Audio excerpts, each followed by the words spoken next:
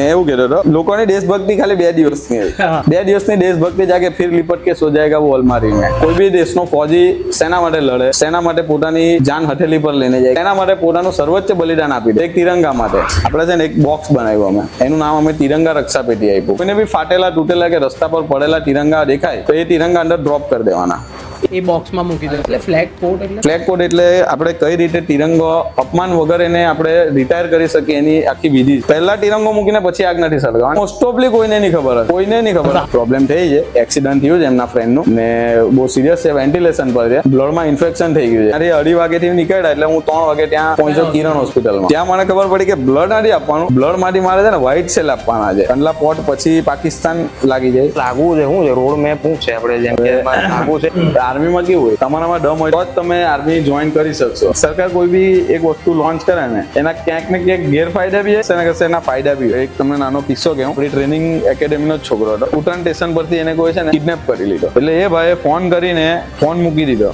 તાપી રક્ષાથી કે આપણે સુરતીઓ છે ને ગણપતિનો ઉત્સવ બહુ જોશથી મનાવીએ આવું નહીં થવું જોઈએ એટલે તાપીને એક રક્ષણ મળવું જોઈએ જિંદગીની સૌથી કઠિન લાઈફ હોય ને આર્મીની હોય છે એના કરતા બી ટફેસ્ટ લાઈફ છે ને એના ફેમિલીની હોય છે યા તો तिरंगा फहरा के आऊंगा या तो तिरंगे में लिपट के आऊंगा जो સુધી કોઈ સ્ટેજ પર બી આ નથી બોલ્યો કે માનું હૃદય બહુ સ્ટ્રોંગ હોય છે મને લિટરલી ગૂઝબમ્સ આવ્યા છે હેલો મિત્ર મારું નામ છે સોલંકી જૈનિસ અને તમે જોઈ રહ્યા છો અમારી ચેનલનો સૌપ્રથમ પોડકાસ્ટ મારી ચેનલનું નામ છે સેલ્ફ ઇન્સ્પાયર પોડકાસ્ટ અને અમે અહીંયા એવા વ્યક્તિને લાવવાના છે એની લાઈફની જર્ની જાણીને તમે ઇન્સ્પાયર થાઓ અને તમારી લાઈફમાં કોઈ ચેન્જીસ આવે એ અમારો કોર પર્સપેક્ટિવ છે આ ચેનલનો આજના આપણા સૌ પ્રથમ ગેસ્ટ છે બી ફોજીના કો ફાઉન્ડર જીલ વરિયાવા જેમની સાથે અમે બહુ બધી ચર્ચા કરી વાતો કરી ઓફ કેમેરા અને ઓન કેમેરા બી બહુ બધી વાતો કરી છે સૌ પ્રથમ તો હું એ કહેવા માંગુ છું કે ફ્લેગ રિટાયરમેન્ટ માટે વાતો કરી છે અમે એક આ સોલ્જરની લાઈફના ઉતાર ચઢાવ વિશે વાત કરી છે અને ઘણી બધી એવી વાતો કરી છે જે તમને નવી જાણવા મળશે આ વિડીયો થકી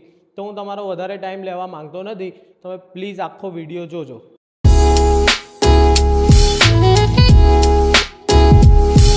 થેન્ક યુ તમે અમારી સાથે પોડકાસ્ટ માટે આવવા માટે રેડી થયા અને તમારો કિંમતી સમય અમને આપ્યો તમારા વિશે જરા જણાવો મારું નામ જીલ વરિયાવા છે ને હું પોતે ફાયર એન્ડ સેફટીમાં વર્ક કરું છું એની સાથે સાથે એક એનજીઓ પણ ચલાવું છું બી ફોજી ઓર્ગેનાઇઝેશન ટ્રસ્ટ છેલ્લા 6 વર્ષથી મેં એનજીઓ રન કરું છું મેં અને મારા પાર્ટનર છે અર્પિત પ્રજાપતિ અમે બે મળીને સ્ટાર્ટ કર્યું હતું એનજીઓ મેનલી અમારું કામ એ જ હતું અને અમારું વિઝન ને મિશન એ જ હતો કે અમારે પહેલેથી આર્મી જોઈન કરવું હતું પણ સમ રીઝન અમે આર્મી જોઈન ના કરી શક્યા થોડી ગાઈડલાઇન્સના અભાવના કારણે અમે મિસ કરી ગયા ઓપોર્ચ્યુનિટી અને આર્મીમાં ક્રાઇટેરિયા એટલો ટાઈટ હોય કે 23 એજ એટલે 23 એની ઉપર તમે નહીં સિલેક્ટ થઈ શકો તો એવા તો આપણી પાસે કેટલા લોકો હશે કે જેની પાસે પૂરતી ગાઈડલાઇન્સ નહીં હોય ને એને આર્મીમાં જ જવું છે ને આર્મી સિવાય એની પાસે બીજું કોઈ મતલબ એને બીજું કોઈ સપનું જોયું નથી આર્મી સિવાય એવા તો ઘણા બધા લોકો હશે તો અમે એકવાર એવું વિચાર્યું કે આપણે એવું કંઈ સ્ટાર્ટ કરીએ જેનાથી લોકોને અવેરનેસ થાય અને પૂરેપૂરી ગાઈડલાઇન્સ લઈએ પણ એમાં કેવું હોય બધા એનજીઓના પોતપોતાના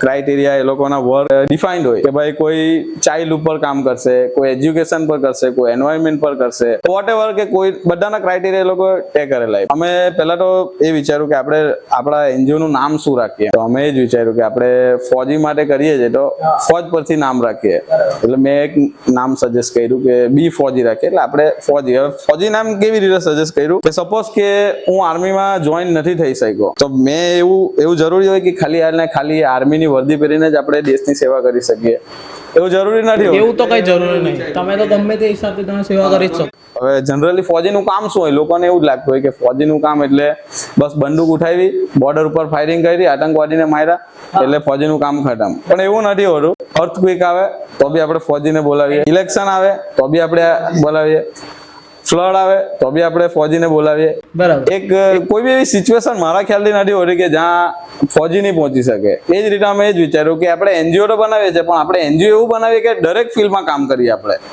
એન્વાયરમેન્ટ લઈ લો કે ચાઇલ્ડ લેબર લઈ લો કે સોશિયલ વર્ક લઈ લો કે ડિફેન્સ લાઈન લઈ લો એ રીતે અમે પછી ધીરે ધીરે આગળ વધતા ગયા અને ધીરે ધીરે અમારું એનજીઓ કામ કરતું ગયું કેટલા વર્ષથી એકચ્યુઅલી અમારે 2000 એમ તો અમે 2015 થી કામ કરીએ છીએ પણ અમે કેવું ફ્રી આન્સર જેવું કામ કરીએ અચ્છા કે ભાઈ કશે કોઈ ફ્લેગ નીચે પડ્યા છે કે 26મી જાન્યુઆરી પછી પહેલા મેં અને અર્પિત કેવું કામ કરતા હતા કે અર્પિત 2 મિનિટ મેં તમને ઇન્ટરપ્ટ કરું છું. અર્પિત આમના કો ફાઉન્ડર છે બી ફોજી ના. ફાઉન્ડર છે, મેં કો ફાઉન્ડર છું. અચ્છા, અર્પિતભાઈ ફાઉન્ડર છે અને જીલભાઈ કો ફાઉન્ડર છે, પણ બંને એક જ છે ને, ફાઉન્ડર જ કહેવાય. તો એમનું નામ અર્પિત પ્રજાપતિ છે, બરાબર છે ને? એ ફાઉન્ડર અને એ સ્પેશિયલ મેમ્બર છે બી ફોજીના. તો મેં એવું કહેતો હતો કે પહેલા અર્પિત મારો જુનિયર છે, મેં એનો સિનિયર છું. અચ્છા, કોલેજમાં? કોલેજ સ્કૂલમાંથી અમે સાથે હતા. તો પહેલા અમે કેવું કામ કરતા હતા કે 26મી જાન્યુઆરી ને 15મી ઓગસ્ટ એ બધી છે ને લોકોની દેશભક્તિ ખાલી 2 દિવસ. હા, પછી પેલી કહેવત છે ને કે તિરંગા એવી વસ્તુ છે, 2 દિવસની દેશભક્તિ જાગે ફિર લિપટ કે સો જાયેગા વો અલમારી મેં. એટલે પાછો લપટાઈને અલમારીમાં મુકાઈ જાય, 2 દિવસ પૂરતો બહાર નીકળે. તો લોકો કેવું કરે, ગાડી પર લગાવે, 4 વ્હીલર પર લગાવે, રિક્ષા પર લગાવે, બિલ્ડિંગ પર લગાવે. 10 દિવસ ચાલે, 15 દિવસ ચાલે, પછી એ જ તિરંગો રસ્તા પર પડેલો હોય. તો અમે એવું કામ કરતા કે 15મી ઓગસ્ટ ને 26મી જાન્યુઆરીએ લોકોને જેમ સેલિબ્રેશન કરવું એમ કરવા દેવાનું, ને 16 ઓગસ્ટ અને 27મી જાન્યુઆરી અમે 2 બાઇક લઈને નીકળતા, ને જેટલા બી તિરંગાઓ ગાડી પર હોય કે રસ્તા પર લગાવેલા એને કાઢીને લઈ આવતા. ત્યારે તમારી પાસે કોઈ મેમ્બર નહીં, ખાલી ત્યારે કોઈ મેમ્બર નહીં, અમે 2 જ જણા કામ કરતા હતા આ રીતનું. અને આવી રીતે અમે તિરંગા કલેક્ટ કરીને લઈ આવતા ને એક બોક્સ બનાવેલું અમે કે એમાં રવા દેતા. અમને ત્યારે નોલેજ નહીં હતું હા કે આનું કરવાનું શું, એટલું ખબર કે એટલું અમને ખાલી ખબર હતી કે કોઈ બી દેશનો ફૌજી સેના માટે લડે, સેના માટે પોતાની જાન હથેલી પર લઈને જાય, કે સેના માટે પોતાનું સર્વોચ્ચ બલિદાન આપી દે, તો એક તિરંગા માટે. બરાબર, તો અમને એટલી ખાલી ખબર પડતી કે આને કંઈ થવું નહીં જોઈએ, આપણા તિરંગાને કંઈ નહીં થવું જોઈએ. એટલે અમે ખાલી એટલું કામ કરતા કે એને લઈને આવતા અને બોક્સમાં મૂકી દેતા. પછી અમને ધીરે ધીરે જાણ થઈ કે એને કઈ રીતે આપણે રિટાયર કરી શકીએ, કે એને કઈ રીતે સન્માનપૂર્વક આપણે એની વિદાય આપી શકીએ. પછી અમે ધીરે ધીરે શીખ્યા. એક છે ને એક બહુ મોટો કન્સર્ન છે, કેમ કે જ્યારે બી તમે, મેં પોતે બી જ્યારે બી ઝંડા લાવું ને, મતલબ કે રસ્તામાં પડેલો મેં કશે બી જોયો ને ફ્લેગ, તો મેં લઈ લઉં, મારા ઘરમાં મૂકી દઉં, કાં તો મારી ઓફિસમાં મૂકી દઉં. પણ એનું શું આપણે કેવી રીતના રિટાયર કરીએ એ ખબર જ નથી કે કેવી રીતના શું કરે. તો એના વિશે જરા જણાવો. એના વિશે તમને જણાવું. એમાં કેવું છે કે આપણે છે ને એક બોક્સ બનાવ્યું અમે, એનું નામ અમે તિરંગા રક્ષા પેટી આપ્યું. હા, તો આપણે સુરતમાં 20 જગ્યા ઉપર, અલગ અલગ જગ્યા ઉપર એને લોકેટેડ છે, 20 જગ્યા ઉપર. જેમ અલગ અલગ ફેમસ જગ્યા છે, જેમ કે એક આપણું બી ફોજી સર્કલ, એક આપણું વીઆર મોલની સામે પેલો જે ફ્લેગ છે રાજા છે, એક એ આપણો ફ્લેગ છે ના, આપણો નથી, પણ એ ફ્લેગની નીચે આપણે મૂક્યું. એટલે ફેમસ જગ્યાના હું તમને નામ કહું જ્યાં આપણે આ રક્ષા પેટી રાખી છે. પછી એક આપણે ડુમસ છે, એવી રીતે અલગ અલગ સુરતની 20 જગ્યામાં તિરંગા રક્ષા પેટી રાખી છે. હવે એનું કામ શું તિરંગા રક્ષા પેટીનું, અમે એને લઈને બહુ મોટી એડવર્ટાઇઝમેન્ટ કરી અને વિડીયો એવું બનાવ્યા. તો એમાં કામ શું કે એ પેટી એવી રીતે બનાવી છે કે કોઈને બી ફાટેલા તૂટેલા કે રસ્તા પર પડેલા તિરંગા દેખાય, એમાં બોર્ડ બેનરિંગ આપણે કરેલું છે, તો એ તિરંગા અંદર ડ્રોપ કરી દેવાના, એ બોક્સમાં મૂકી દેવાના. પછી અમારા વોલેન્ટિયર શું કરે કે અમે એક એનો રૂટીન પીરિયડ રાખ્યો છે કે 2 મહિનાની અંદર એક વખત કે વીકની અંદર એક વખત એને ચેકિંગ પર જાય, સન્ડે ટુ સન્ડે, અને એમાં જે બી કલેક્શન આવ્યું હોય એ લઈને આવે. બરાબર, પછી અમે એક દિવસ એનો નક્કી રાખ્યો છે કે આ દિવસના દિવસે જ્યારે ઇન્ડિયન ફ્લેગ ડે હોય કે પછી આર્મી ડે હોય કે કોઈ બી એવા સ્પેશિયલ ડેઝ હોય, ત્યારે અમે શું કરીએ, તિરંગાને ભેગા કરીએ અને બધા સ્કૂલના છોકરાઓને બોલાવીએ. કેમ? કારણ કે સ્કૂલના છોકરાઓને ખબર પડશે ને તો એ આગળ જઈને લોકોને બી શીખવાડે ને એ પોતે બી અવેર થાય. એમ બી જનરેશન છે આગળની, એટલે એ લોકોને ખ્યાલ તમારે એ કરવું પડે. એટલે આવી રીતે સ્કૂલના છોકરાઓને અમે લાવીએ ને આપણા ફ્લેગ કોડ છે, ઇન્ડિયન ફ્લેગ કોડ, એમાં એની 2 પોઝિશન આપી છે. એટલે ફ્લેગ કોડ એટલે આપણે કઈ રીતે તિરંગો અપમાન વગર એને આપણે રિટાયર કરી શકીએ એની આખી વિધિ છે, એને ફ્લેગ કોડ કહેવાય, ઇન્ડિયન ફ્લેગ કોડ. એ ફ્લેગ કોડમાં એ રીતનું બતાવ્યું છે કે ફાટેલા કે એવા તિરંગા હોય નીચે પડેલા કે ફાટી ગયા હોય કે યુઝમાં ના લઈ શકાય, એની 2 પોઝિશનમાં આપણે એને રિટાયર કરી શકીએ. ફર્સ્ટ પોઝિશનમાં એવું હોય કે આપણે ખાડો ખોદવો પડે, બરાબર છે, ખાડો ખોદીને એને આની અંદર રાખવા પડે અને એની પર માટી નાખવી પડે, અને જ્યાં સુધી તિરંગાને અંદર માટી નાખીને જ્યાં સુધી આખો તિરંગો પેક થઈ જાય ત્યારે રાષ્ટ્રગાન ચાલુ હોવું જોઈએ અને ત્યાં ઉભેલા તમામ લોકોએ તિરંગાને સેલ્યુટ આપવું પડે. એટલે આ કોન્સ્ટિટ્યુશનમાં છે, કોન્સ્ટિટ્યુશનમાં ઇન્ડિયન ફ્લેગમાં કોડમાં લખ્યું છે. અને બીજી પદ્ધતિ બી સેમ છે, પણ એમાં એવું છે કે આ જે પહેલી પદ્ધતિ છે આપણે લોકો સાથે મળીને કરી શકીએ, અને બીજી પદ્ધતિ છે એ આપણે કેવું હોય કે એક વ્યવસ્થિત જગ્યા હોવી જોઈએ, ત્યાં ગાડી આગ સલગતી હોવી જોઈએ અને ત્યાં પબ્લિક નહીં હોવું જોઈએ. પબ્લિક ની હોવું જોઈએ. સ્મશાન જેવું સ્મશાન મતલબ એકલામાં કરી શકો, કાં તો પબ્લિક ની વચ્ચે નહીં કરી શકે આ ઇવેન્ટ જાતે તમે એકલા કરી કરી શકીએ. ઘરે કે પછી ઘરે કે પછી આપણે કોઈ બી સોસાયટીના પર્સનલ સોસાયટીમાં. આપણે બેરિકેશન સાથે કરી શકીએ. તો આગ સળગતી હોવી જોઈએ, બરાબર છે. પહેલા તિરંગો મૂકીને પછી આગ નથી સળગાવવાની, આગ સળગતી હોવી જોઈએ, એની પર આપણે ફ્લેગ મૂકવાનો અને જ્યાં સુધી તિરંગો પૂરેપૂરો એ થઈ જાય, રિટાયર થઈ જાય ત્યાં સુધી એને સેલ્યુટ આપવાની અને રાષ્ટ્રગીત ચાલુ રાખવાનું. આ એની બે પદ્ધતિ. જી આ બે રીત છે એની. આ પદ્ધતિ ખબર જ નહીં. મોસ્ટ ઓફલી કોઈને નહીં ખબર હશે, કોઈને નહીં ખબર. સારું છે ને અમારા પોડકાસ્ટ થ્રુ લોકોને ખબર પડશે. એટલે અમે એના માટે જ અમે કે વધારે રીચ સુધી પહોંચવાના એક તમને સારી વાત કહું તો છેલ્લા 1 વર્ષની અંદર આપણે 20,000 થી વધારે ફ્લેગ ને રિટાયર કર્યા છે. હા ભાઈ સારું કહેવાય, ઘણું સારું. એટલે આ જ રીતે મેં એ જ રીતે કીધું કે આપણે પેટી મૂકવાથી આપણે શું થયું કે આપણી રીચ વધી ગઈ. રીચ વધી ગયા. અલગ અલગ સુરતની અલગ અલગ જગ્યા પર મૂકીને એડવર્ટાઇઝમેન્ટ કરી એનાથી આપણે શું થયું કે આપણી રીચ વધી રીચ ગઈ. વધી એટલે ફ્લેગ વધારે આવે. ફ્લેગ વધારે આવે એટલે જેટલો બી બને એટલો પહેલા કરતા ઓછું એનો અપમાન થશે એમ. એ રીતે હવે કોન્સેપ્ટ પર આપણે કામ કરીએ છીએ.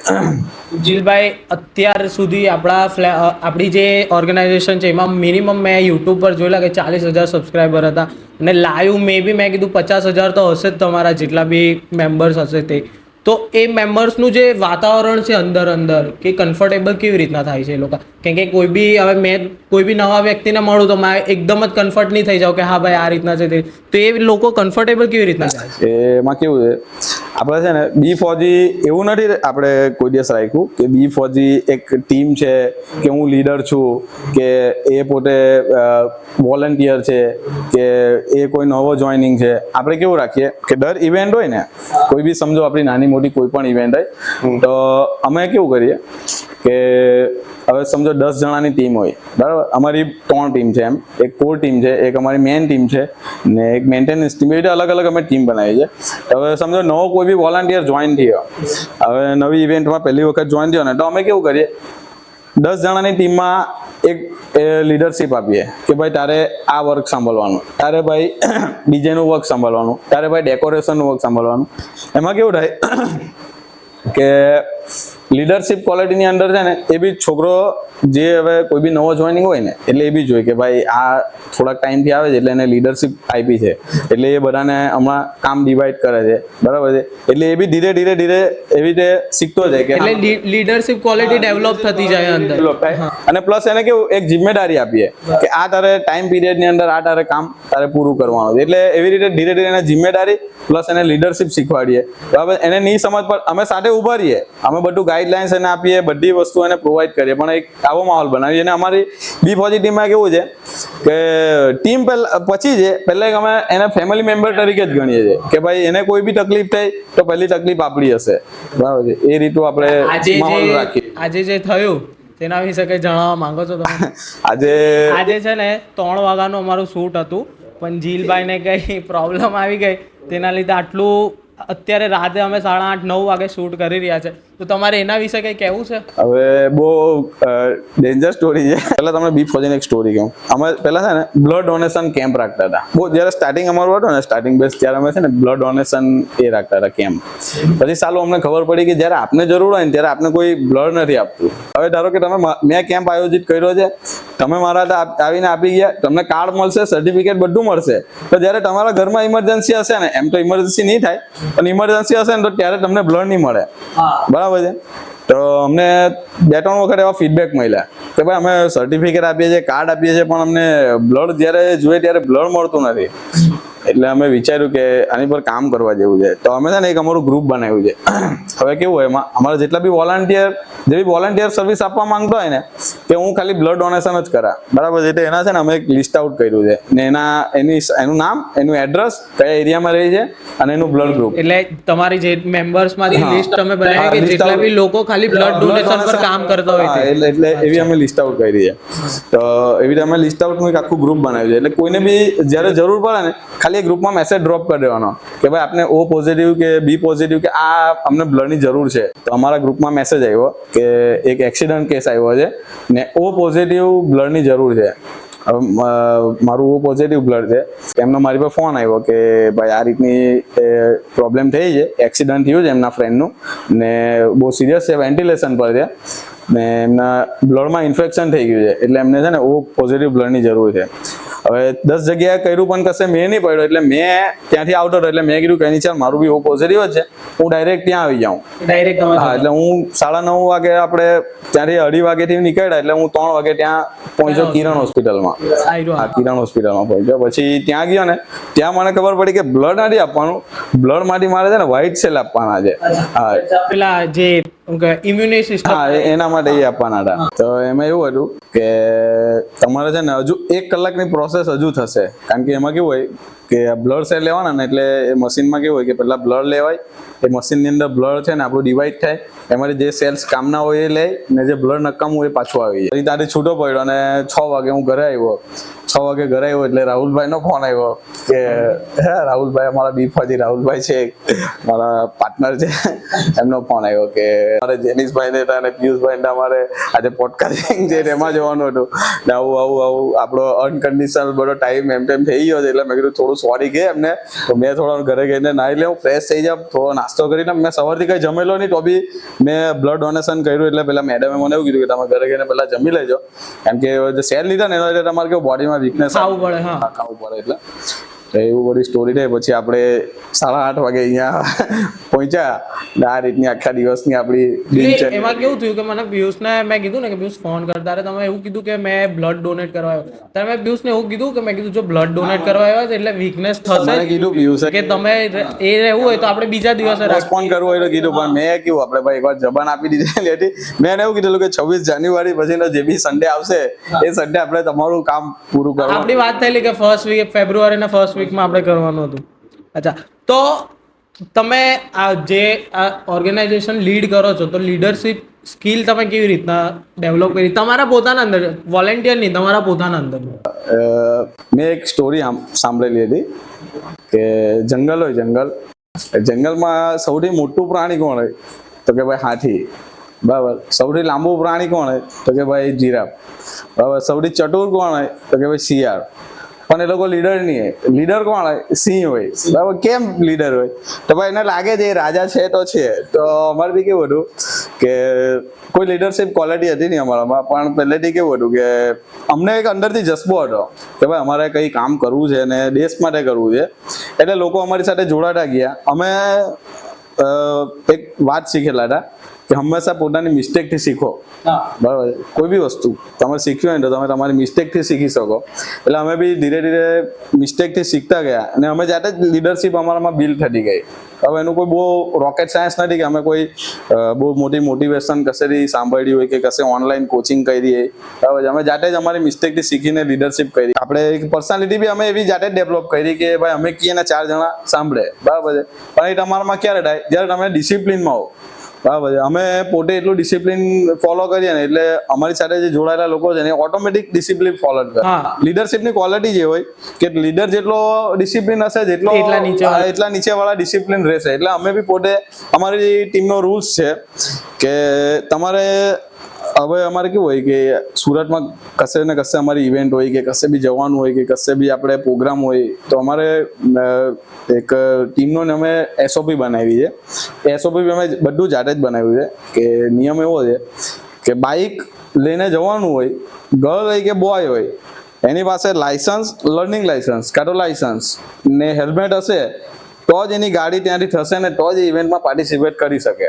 એટલે તમે આ પોતાનો રૂલ્સ બનાવ્યો છે B4G? બનાવેલો છે B4G માં. બહુ સારા રૂલ્સ. એટલે એ બી ક્યારે પોસિબલ કે જ્યારે મારે ઘરેથી દુકાને બી જવું હોય ને તો બી હું હેલ્મેટ પહેરીને જાઉં, બરાબર. એટલે મેં એટલું સ્ટ્રિક્ટ ફોલો કર્યું ત્યારે મારી નીચેવાળા બી એ લોકો કીધું કે ચાલ અમારા સર પહેરીને જાય છે, અમારા લીડર પહેરે છે તો અમારે પહેરવું જોઈએ. એટલે હા, એટલે અમે એવો એસઓપી બનાવી એ લોકો ફોલો બી કરે છે ને અમે કશે બી જવાનું હોય તો અમારે હેલ્મેટ કમ્પલસરી અમે રાખેલું જ છે. એ રીતની છે આપણી સ્ટોરી.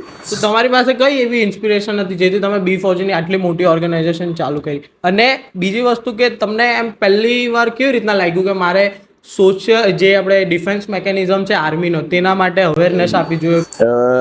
એમાં કેવું હતું, અમે જ્યારે સ્કૂલમાં હતા ને તો મારી સ્કૂલ છે ને KNMP છે, બરાબર. અમે KNMP માં સ્ટડી કરી છે તો અમારી સ્કૂલ છે ને રેલવે સ્ટેશનથી બહુ નજીક છે, બરાબર છે. ઉત્તરાયણ રેલવે સ્ટેશનની તમને એક સ્ટોરી કહું. અમારી સ્કૂલ છે ને બપોરની હતી, ઇવનિંગ સ્કૂલ હતી. તો જ્યારે અમે સ્કૂલે જતા ને તો ત્યારે છે ને મંથમાં એક વખત એ ટ્રેન આવતી હતી ત્યાં. હવે એ ટ્રેન છે ને આખી ફોજીથી. કયા વર્ષની વાત કરો? મેં વાત કરું 2007. 2007ની વાત કરું. તો ત્યારે છે ને એક ટ્રેન આવતી હતી ત્યાં, ને એ ટ્રેનમાં છે ને આર્મીના વ્હીકલ્સ, ટેન્ક, મોબિલિટી વ્હીકલ્સ, આર્મીના જવાન એ બધા ત્યાં બેસેલા હોય. એ ટ્રેન એ લોકોની ટ્રાન્સપોર્ટ માટેની હતી.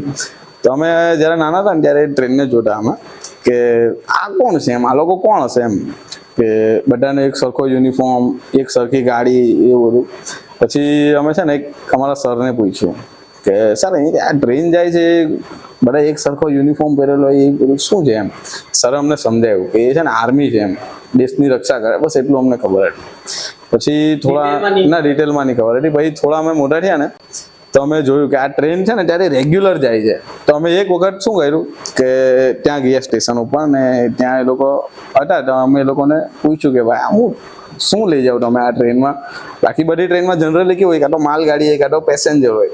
અમને એમ થયું કે આમાં કઈ અલગ છે એમ, એટલે અમે પૂછ્યું કે ભાઈ શું લઈ જાવ અમારા? અમે તમે ત્યાં સ્ટેશન પર જઈને એ લોકોના જે ક્યુરિયોસિટી હતી કે અમે રેવાયું નહીં અમારાથી. તમે ગઈને પૂછ્યું કે ભાઈ છે સિસ્ટમ તમારી શું છે, શું લઈ જાવ છો તમે, કે એમાં બધું ટેન્ક જેવું છે ને એ બધું. પછી એ લોકો અમને છે ને સમજાવ્યું કે ભાઈ આવું છે કે અમે આજે અમારી ટ્રાન્સપોર્ટ કરીએ છીએ અમે, ને અમે ફોજી કહેવાય, અમે દેશની આવી રીતે સેવા કરીએ ને દેશમાં કોઈ અંદર આતંકવાદી. જેણે તમને કીધું એ બી ફોજી જ હતા? એ ફોજી જ હતા.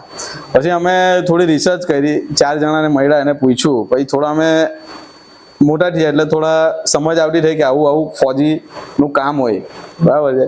તો અમારી પહેલી ઇન્સ્પિરેશન કેવું તો ત્યાંથી શરૂઆત થઈ ને આજ સુધી અમારામાં એ જ ઇન્સ્પિરેશન છે. ને પછી એ ઇન્સ્પિરેશન મળી પછી જે આપણા સ્કૂલોમાં જે અલગ અલગ ચેપ્ટર આવતા હતા, જેમ ક્રાંતિવીરોના, બરાબર છે, ભગતસિંહ થઈ ગયા, ચંદ્રશેખર આઝાદ થઈ ગયા, આપણા બોઝ થઈ ગયા, અશફાકુલ્લા ખાન થઈ ગયા, એ લોકોને અમે વાંચ્યા. ને એનાથી અમે બહુ એટલે જે અમને અમારો જે પરિવર્તન આવ્યો ને એ ત્યાંથી જ આવ્યો છે. હા, કે એક જ્યારે 23 વર્ષનો છોકરો ફાંસી પર લટકી જાય, બરાબર છે, તો એની દેશ પ્રત્યે એની દીવાનગી કેટલી હશે, કે જસ્બો કેટલો હશે કે 23 વર્ષની ઉંમરે એ લોકો ફાંસી ચડી જાય. એટલે વાંચીને અમને બહુ ઇન્સ્પિરેશન મળ્યું. ત્યારથી અમને એક વસ્તુ થયેલું કે જિંદગીમાં કઈ કરવું છે ને તો આ લોકો જેવું કરવું છે, નહીં તો જિંદગી કઈ કામની નથી. બાકી આવીને લોકો જીવી તો બહુ બધા જાય પણ દેશ માટે બહુ ઓછા કામ કરી જાય, બરાબર. એટલે અમને ત્યારથી એક ઇન્સ્પિરેશન આ થયેલું હતું. એટલે અમારા મેન, તમે કેવું ઇન્સ્પિરેશનનો અમારો સ્ત્રોત કોણ છે, તો અમારા ક્રાંતિવીરો અમારા મેન સ્ત્રોત છે. એમાં બી મેન હોય તો અમારા ભગતસિંહ ને ચંદ્રશેખર આઝાદ, કે જેણે કીધેલું હતું કે જાતે પોતાની જાતને ગોલી મારી દેવા પણ હું કોઈ દિવસ અંગ્રેજોના હાથમાં નહીં આવવા. ને એમણે છેલ્લે સુધી એમનું વચન નિભાવેલો હતો. એક હાથમાં માટી હતી ને એક હાથમાં રશિયન બ્રાઉઝર હતી, એ મારીને એમને પોતે સુસાઇડ કરેલું પણ અંગ્રેજોના હાથમાં નહીં આવેલા હતા. એટલે એ બધી સ્ટોરી અમને બહુ ઇન્સ્પિરેશન લાગેલી ને ત્યારથી અમારો આખો લાઈફનો એક જજ્બાત બદલી દીધો. તો તમે અત્યારે ટ્રેનિંગ આપો છો તમારા વોલેન્ટિયરને, તો એ કેવી રીતે આપો છો ને એનું સ્ટ્રક્ચર શું છે એકચ્યુઅલી? હવે એમાં કેવું હોય ખબર, હવે બધાને એવું લાગે કે આર્મીમાં જોઈન થવું એટલે ખાલી હાઈટ બોડી જ જોઈએ, પણ એવું નથી હોતું. હવે આર્મી છે ને આર્મી એટલે કેવું હોય કે એક આખી એક સોશિયલ સોસાયટી કહેવાય, બરાબર. બાર્બરથી લઈને, કુકથી લઈને, ડ્રાઈવરથી લઈને, વેપન ઇન્સ્ટ્રક્ટરથી લઈને, વેપન એક્સપર્ટથી લઈને, ડેટોનેટર કે બોમ્બ, બધી જ ફીલ્ડ એમાં સ્ટોર્ડ હોય, બરાબર છે. એટલે આખી એક સિવિલ સોસાયટી, એક અલગ જ દુનિયા જ છે, બરાબર છે. ને એમાં બી કેવું હોય, 2 પાર્ટમાં વેચાયેલું હોય. હવે એક છે ને ડિફેન્સ મિનિસ્ટ્રી આવે અને એક હોમ મિનિસ્ટ્રી આવે, બરાબર છે. હવે ડિફેન્સ મિનિસ્ટ્રીની અંદર છે ને આર્મી, નેવી, એરફોર્સ અને કોસ્ટગાર્ડ. કોસ્ટગાર્ડ એટલે કોસ્ટગાર્ડ એટલે એવું આવે કે જ્યાં નેવીની અમુક નોટિકલ માઇલ હોય ને, અમુક નોટિકલ માઇલ પછી કોસ્ટગાર્ડની ફરજ આવે, બરાબર છે. એટલે કેવું હોય, પહેલા હવે સમજો આપણો કચ્છનો દરિયો છે, બરાબર, કચ્છની કંડલા પોર્ટ છે, કંડલા પોર્ટ પછી પાકિસ્તાન લાગી જાય, બરાબર છે. તો અમુક નોટિકલ માઇલ સુધી છે ને કોસ્ટગાર્ડ આવે ને એની જે લિમિટ પડી જાય ને પછી આર્મી આવે. એટલે એમનું મેન કામ શું હોય કોસ્ટગાર્ડનું? રેસ્ક્યુ મિશન્સ હોય, પછી કોઈને રેસ્ક્યુ કરવાના હોય, વોચ કરવાની હોય, સર્વેલન્સ કરવાનું, એવા બધા કામ એ લોકોના. એટલે મેં એ રીતના માનું કે અહીંયા બોર્ડર છે તો અહીંયા આર્મી આવે ને પછી અહીંયા કોસ્ટગાર્ડ આવે, નેવી આવે. નહીં, બોર્ડર ની વાત કરું, તમે જે કંડલા હું વોટર બોર્ડર, સી બોર્ડર ની વાત સી કરું. બોર્ડર ની વાત કરું. સીમા જે હોય ને એમાં દરિયાઈ બી સીમા હોય, એમાં અમુક નોટિકલ માઇલ સુધી નેવી હોય, પછી અમુક નોટિકલ માઇલ પછી એ હોય. કોસ્ટગાર્ડ ને નેવીમાં એ થાય ને, મતલબ કે આ જે પાર્ટ બંને એક જ છે, પણ એક કોસ્ટગાર્ડ છે, એ લોકોનું સર્વેલન્સ નું કામ હોય, રેસ્ક્યુ નું કામ હોય, એ બધા એ લોકોને કામ હોય. એમ તો બહુ બધા ડીપલી કામ હોય, પણ તમને જનરલી વાત કરું એમ. તો આપણે ક્યાં હતા? હા, સ્ટ્રક્ચરમાં એવું હોય કે બે હોય, એક હોમ મિનિસ્ટ્રી હોય ને એક ડિફેન્સ મિનિસ્ટ્રી હોય, બરાબર. Defence minister army, navy, air force ને કોસ્ટગાર્ડ, બરાબર છે. અને હોમ મિનિસ્ટ્રીમાં કેવું હોય કે paramilitary force, Assam rifle, CRPF, CISF, બરાબર છે, NDRF, એ બધી જે ડિફેન્સ બ્રાન્ચ છે ને એ હોમ મિનિસ્ટ્રીમાં આવે. હવે બંનેનું સ્ટ્રક્ચર કેવું હોય કે તમે જો આર્મી માટે તૈયારી કરતા હો, આર્મી માટે, તો તમારે 1600 મીટર એટલે 1 કિલોમીટર ને 600 મીટરની રન આવે, બરાબર. એ તમારે વિધિન ગુજરાત માટે 5.5 મિનિટ કે 5.46 મિનિટ એવું છે, બરાબર. એટલે 5.5 મિનિટમાં તમારે પૂરું કરવાનું હોય. હા, 1600 મીટર. ને તમે જો એટલે તમે ગુજરાતની વાત કરો છો એટલે અલગ અલગ સ્ટેટમાં સ્ટેટમાં અલગ અલગ હોય છે, અલગ અલગ સ્ટેટમાં અલગ અલગ હોય છે. અને તમે આર્મીની આપતા હોય તો તમારે 1600 આપવાની હોય, ને હોમ મિનિસ્ટ્રીની તમે SSB આપતા હોય કે તમે GDની આપતા હોય તેમાં 5 કિલોમીટરની રન હોય છે, બરાબર છે. ને આર્મીમાં કેવું હોય કે તમારે રનિંગ કરી પછી તમારે રિટર્ન, પછી તમારે પુલઅપ્સ આવે, 10 પુલઅપ મારવાના, એમાંથી મેક્સિમમ 6 મારવાના હોય છે. એ હિસાબે એ લોકો માર્ક્સ આપીને મેરિટ આપે છે. અને પછી એક તમારે ડાયરેક્ટ પુલઅપ્સ આવે, પછી એક ઝિગઝેગ વોક આવે ને એક રિટર્ન એક્ઝામ આવે. એ રીતની એ આવે ને આમાં ખાલી રનિંગ જ આવે છે. જે હોમ મિનિસ્ટ્રીની એક્ઝામ એમાં ખાલી રનિંગ અને રિટર્ન એક્ઝામ બે હોય છે. એટલે બંનેની પેટર્ન અલગ અલગ છે. હવે પેટર્નમાં બી કેવું હોય કે અલગ અલગ મેરિટ પ્રમાણે અલગ અલગ હોય છે. હવે તમે આર્મીમાં બી ભરો તો આર્મીમાં બી કેવું હોય કે કુકની આવે, બરાબર છે, ડ્રાઈવરની આવે, ક્લાર્કની આવે, એ બધી અલગ અલગ, એ બધી ભરતી આવે, બધી ભરતી આવે. એ કેવું આવે, ભરતી કોમ્પિટિશન એક જ આવે, ઇવેન્ટ એક જ આવે, રનિંગ બધાએ કરવાની આવે. હવે સમજો આપણે 2 જણા છે, રનિંગ આપણે 1600 ની કરી, તમે 4 મિનિટમાં મારી દીધી, મેં 5.5 મારી, તો મારે 5.5 હોય તો મારે કુકમાં જવું પડે, બરાબર. કરવાનું ડ્યુટી બને જનરલ ડ્યુટી જ હોય, બરાબર છે. તમે કુકમાં જઈ શકો ને તમે એક્સિડન્ટ માર્યો હોય તો તમે સોલ્જરમાં જઈ શકો, હું કુકમાં જઈ શકું. એ રીતની એ લોકોએ ડિફાઇન કરેલી આવે, મેરિટ પ્રમાણે એ લોકોનું આવે એ રીતનું હોય. SSB હોય, SSBમાં એમાં 5 કિલોમીટરની રન હોય અને એક રિટર્ન એક્ઝામ હોય છે. એમાં બી અલગ અલગ રીતે મેરિટ બહાર પડે છે અને અલગ અલગ રીતે સિલેક્શન થાય છે. એ રીતની પ્રોસેસ હોય. તો આપણે કેવું રાખ્યું છે કે આપણા ગ્રાઉન્ડની ઉપર આપણે છે ને એક ફોર્મ રાખ્યું છે, ટ્રેનિંગ ફોર્મ. હવે ટ્રેનિંગ ફોર્મમાં કેવું છે કે તમારે શેનો ગોલ છે ને તમારે શેમાં જવું છે એ રીતના આપણે એ લોકોને તૈયારી કરાવીએ છીએ. એ ગ્રુપમાં આપણે ડિવાઈડ કરીએ. હવે સમજો તમારે આર્મીની કરવી તો એનો આખો સિલેબસથી લઈને એનો આખો ફિઝિકલ લેવલ અલગ થઈ જાય. થિયરી બી તમે થિયરી અમે હમણાં નથી કરાવતા. અમે ખાલી શું કરીએ થિયરીમાં કે એ લોકોના જે પેપર સોલ્યુશન છે કે પેપર મટીરિયલ છે એ અમે પ્રોવાઈડ કરીએ ફ્રીમાં. ને આપણી ટ્રેનિંગ ફ્રી ઓફ કોસ્ટ છે, બરાબર. બધી training all and soul training free of cost છે. પ્લસ આપણે કેવું હોય, જે બી એક્સ આર્મી મેન છે, બરાબર છે, અમારા યતીન સર છે, રઘુવીર સર છે, બરાબર છે, એ લોકો અમારા શૈલેન્દ્ર સર છે, આ 2-3 સર છે જે રિટાયર છે. રિટાયર થયા પછી પણ આપણે ત્યાં ફ્રીમાં સેવા આપવા આવે છે. એક એઝ અ મેન્ટર, હા, મેન્ટર તરીકે આવે છે. અને એ બી ફિઝિકલ ટ્રેનિંગ આપે છે, થોડી ગાઈડલાઇન્સ આપે છે છોકરાઓને, બરાબર છે. એક મારો ફ્રેન્ડ બી કહેવાય ને મારો સિનિયર બી કહેવાય ને, ઇન્ડિયન આર્મીમાં કેપ્ટન રેન્ક પર છે, વિનય તિવારી નામ સાંભળ્યું છે? હા, બરાબર. એ કેપ્ટન રેન્ક પર છે. એ ડૉક્ટર છે, ફિલિપાઇન્સથી ડૉક્ટરની ડિગ્રી કરી છે ને એઝ આર્મી મેડિકલ કોર ટીમમાં છે.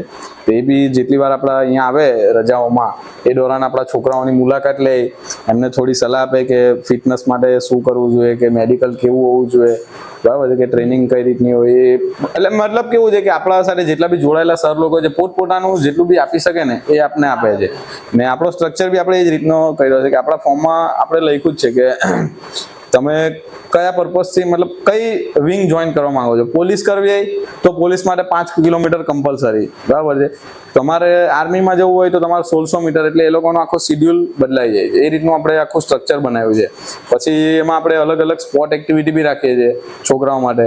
ને એવરી સેટરડે આપણે યોગા રાખીએ, એવરી સન્ડે આપણે કોઈ બી સ્પોર્ટ એક્ટિવિટી રાખીએ, વોલીબોલ, કબડ્ડી, ક્રિકેટ, ફૂટબોલ, એ રીતની અલગ અલગ. એટલે એ લોકોનું બી એક માઇન્ડ ડાયવર્ટ રહે એ રીતની તો આપણે. આમાં કોઈ એજ ગ્રુપ ડિસાઈડ કર્યું છે તમે કે આટલાથી આટલા લોકોને હા, એમાં કેવું છે, આર્મીમાં ફિક્સ છે. આર્મીમાં એજ ગ્રુપ ફિક્સ છે. હવે આર્મીમાં કેવું છે કે હવે પહેલા તો 23 વર્ષ હતા, હવે નવી સ્કીમ આવી ને અગ્નિવીર, એમાં 21 યર, 21 વર્ષ સુધી જ આપણે આપી શકીએ. એટલે અમે 16 વર્ષથી કે 12 વર્ષથી લઈને 20 વર્ષ સુધીની કે 21 વર્ષ સુધીના જે એલિજિબલ હોય છોકરાઓ એને જ આપણે આર્મીનું પ્રેફર કરીએ છીએ. બાકી એસએસસી આપીએ તો મારા ખ્યાલથી 25 ની એજ સુધી આપણે આપી શકીએ એ લોકો. એટલે એ રીતે અમે ડિફાઇન કર્યું છે કે તમારે આર્મી આપવી તો તમે 21 વર્ષ સુધી જ તમે આની ટ્રેનિંગ કરી શકો એમ. ને બાકી બીજું આપણે જોવા ગઈએ તો જે બી સ્કૂલના વેકેશન બેન્ચ આવે છે એમાં આપણે ફ્રી ઓફ કોસ્ટ નાના છોકરાઓને પણ આપણે નાની મોટી ટ્રેનિંગ આપીએ છીએ, બરાબર છે. એ લોકોને સ્કિલ ડેવલપમેન્ટનું થોડું શીખવાડીએ છીએ. છોકરીઓને આપણે સેલ્ફ ડિફેન્સ શીખવાડીએ છીએ. પ્લસ ફિમેલ બી છે, મતલબ ફિમેલ બી આપણા ગ્રુપમાં ખાસી ફિમેલ છે. ને એ લોકોને સેલ્ફ ડિફેન્સથી લઈને આપણે અમુક સિચ્યુએશન જેવી છે ને, આપણે હવે તમને કેવું USA, અમેરિકા, ઇંગ્લેન્ડ, એ બધી જગ્યાએ કેવું હોય સ્કૂલમાં ખબર કે ભૂકંપ હોય, આગ લાગી ગઈ હોય, તો એ લોકોનો છે ને સ્પેસિફિક એવો પીરિયડ હોય. એ પીરિયડમાં એ લોકોને હાઉ ટુ સર્વાઈવ ઇન આવી એ સિચ્યુએશનમાં તમારે સર્વાઈવ કરવાનું શીખવે. હા. યુએસ યુકે માં હા, એ લોકોની સ્કૂલમાં એ લોકોનો સ્પેશિયલ એવો પીરિયડ હોય. તો અમે એવું વિચાર્યું ને, એટલે અમે બી છે ને વેકેશન બેચમાં જે નાના છોકરા હોય ને એ લોકોને અમે એવું શીખવાડીએ.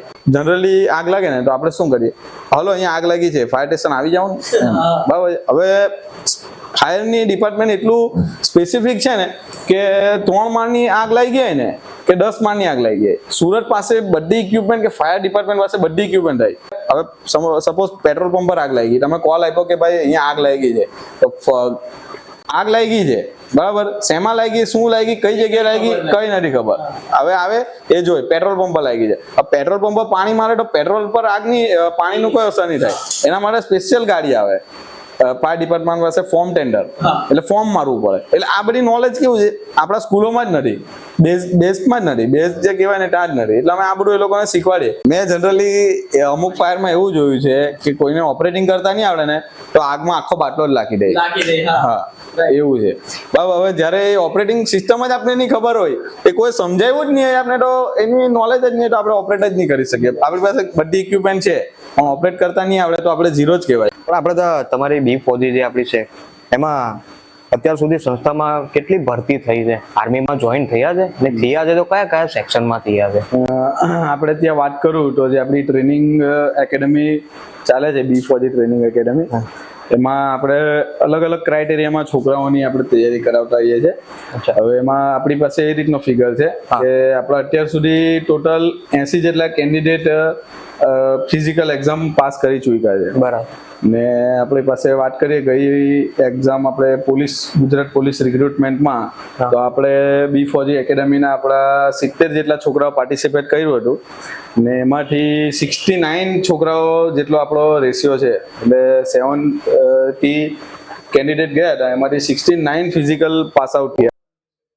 ને લાસ્ટ આર્મીમાં બી ટોટલ થઈને આપણા 80 થી ઉપર છોકરાઓ આપણા ફિઝિકલ એક્ઝામ પાસ થયા છે. ફિઝિકલમાં તો આપણે 100% આપીએ જ છે, 95% નો આપણો રેશિયો છે. આમાં જોઈનિંગ ની રીતના કાસ્ટ સિસ્ટમ છે ખરી કે પછી મેરિટ પર જ દરેક નામ ચાલે એમ? ના, જો આર્મીમાં કેવું છે, આર્મીમાં પહેલી વાત છે ને કેવું હોય કે એક વખત કોઈ પૂછ્યું હતું કે આર્મીમાં કેટલી આ કાસ્ટ વાળા, કેટલી આ કાસ્ટ વાળા, કે હું નામ નથી લેતો, હા, બરાબર. કેટલી આ કાસ્ટ વાળા કે કોઈ માઇનોરિટી કે એવું. આર્મીમાં કેવું હોય, તમારામાં દમ હોય તો તમે રનિંગ પાસ કરો, બરાબર. બરાબર છે. એમાં કોઈ કાસ્ટ સિસ્ટમ હોતી નથી. બરાબર છે. આર્મીમાં કોઈ કાસ્ટ સિસ્ટમ કે કાસ્ટને લઈને ઉપર નીચે હોતું નથી. આર્મીમાં એવું હોય છે કે તમારામાં જજ્બો હોય, તમારામાં તાકાત હોય, તમારામાં પાવર હોય, તમારામાં એબિલિટી હશે તો જ તમે આર્મી જોઈન કરી શકશો. બરાબર છે. કારણ કે આર્મીનું મેડિકલ ટફેસ્ટ એક્ઝામમાંથી એક કહેવાય છે. બરાબર છે. હવે તમે કોઈ અલગ કેટેગરીમાં હો ને તમારો મેડિકલમાં એમ તેમ હોય તો તમે કદાચ ચલાવી શકો, પણ આર્મીમાં એવું હોતું નથી. આર્મીમાં કાસ્ટ સિસ્ટમ છે જ નહીં. તો આ તમે જે મેડિકલની વાત કરી એ મેડિકલને તમે એલેબોરેટ કરી શકો છો કે કેવી રીતના મેડિકલ ટેસ્ટ થાય? મેડિકલ ટેસ્ટમાં એવું હોય છે આર્મીમાં કે વાળથી લઈને પગના નખ સુધી, ફ્લેટ ફૂટથી લઈને કલર વિઝનથી લઈને ફિંગર્સથી લઈને ટેટુથી લઈને દરેક એવી બાબત આર્મીના મેડિકલમાં જોવામાં આવે છે જેનાથી આર્મીને કે દેશને કોઈ તકલીફ નહીં થાય. એટલે 100% માણસ ફિટ હોય ને એ જ વ્યક્તિ આર્મીમાં સર્વ કરી શકે, એ રીતની એ લોકોની પેટર્ન છે. આમાં વારસાગત આવે છે, જેમ કે ગવર્મેન્ટ જોબ બીજી આવે છે જે વારસાગત નથી આવતું, પણ એમાં કેવું હોય છે કે બ્લડ રિલેશન માટે એક અલગ ગ્રુપ હોય છે. હવે સપોઝ કે તમારા ફાધર આર્મીમાં છે, બરાબર, એક્ઝામ તો એને જ આપવાની રહી, બરાબર, એક્ઝામ તો એને જ આપવાની રહી, પણ એના માટે થોડો સમયનો ઉપર નીચે થઈ શકે છે. બાકી એક્ઝામ તો એને બી રનિંગ ની ને મેડિકલ તો એને એ જ આપવાની રહેશે. એમાં એને કોઈ જાતનો છૂટછાટ મળતો નથી. ને આમાં લાગુ છે શું છે, રોડ મેપ શું છે આપણે, જેમ કે લાગુ છે, જેમ કે નોર્મલ વ્યક્તિ જેમને લાગુ હોય તો એમને જોઈન થવું છે, પણ એ લોકોને કોઈ વે નથી પ્રોપર. તે લોકોને કઈ રીતે જોઈન થઈ શકે? જેમ કે એમને લાગુ છે પણ એમની પાસે કોઈ ઇન્સ્ટિટ્યૂટ કે આ કોઈ બધા જાણકારી નથી, એમને કઈ રીતે મળે? ઇન્સ્ટિટ્યૂટ આપણી પાસે બી ફોજી છે. આર્મીમાં છે ને 5 વસ્તુ ટાઈટ હોવી જોઈએ, બરાબર છે. પહેલું તો રિટર્ન એક્ઝામ એટલે બ્રેન, બરાબર છે. રનિંગ એટલે લેગ, પુલઅપ એટલે ચેસ્ટ, બરાબર છે. વોક એટલે આઈ. 18 વર્ષથી લઈને 21 વર્ષ સુધીમાં આ એક્ઝામ તમે આપી શકો છો. એમાં સૌથી પહેલા રિટર્ન એક્ઝામ આવે છે, બરાબર. રિટર્ન એક્ઝામમાં maths, reasoning, GK, English, Hindi આટલા સબ્જેક્ટ આવે છે. એમાં તમે પાસ થાવ છો એટલે તમારું મેરિટ લિસ્ટમાં નામ આવશે. મેરિટ લિસ્ટમાં નામ આવશે એટલે તમારે રનિંગ ગ્રાઉન્ડમાં જવાનું રહેશે. રનિંગમાં 400 મીટરનું ગ્રાઉન્ડ હોય છે, એના તમારે 4 રાઉન્ડ મારવાના હોય છે.